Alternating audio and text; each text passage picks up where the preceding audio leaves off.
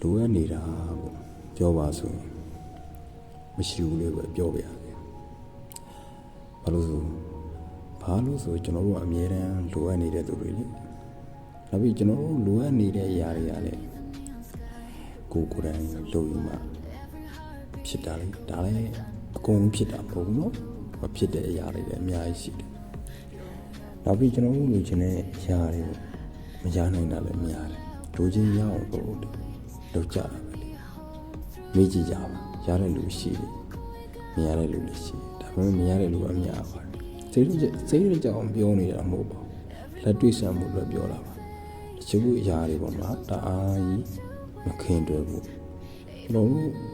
တအားကြီးမှန်းပြီးမှကိုလုပ်တဲ့အရာမဖြစ်မြောက်ဘူးကိုလိုချင်တဲ့အရာမရလိုက်ဘူးလက်လွတ်ဆုံးရှုံးလိုက်ရတယ်ဆိုလို့ရှိရင်အဲဒီခံစားချက်ကြီးကအတော့ဆိုးပါတယ်တချို့ဆိုလို့ရှိရင်ဘဝတွေလည်းပြတ်သွားတယ်ကိုယ်ပြောမပြကိုယ့်ရဲ့အသက်ပါပြီးလိုက်ရတဲ့အထိဖြစ်သွားနိုင်တယ်ဒါကြောင့်လက်တွေ့ဆံပါတချို့သောအကြောင်းအရာတွေအတွက်ကြောင့်လည်းဘဝကိုမဖြစ်သေးကြဘူးဘဝဆိုတာရဖို့မလွယ်ဘူး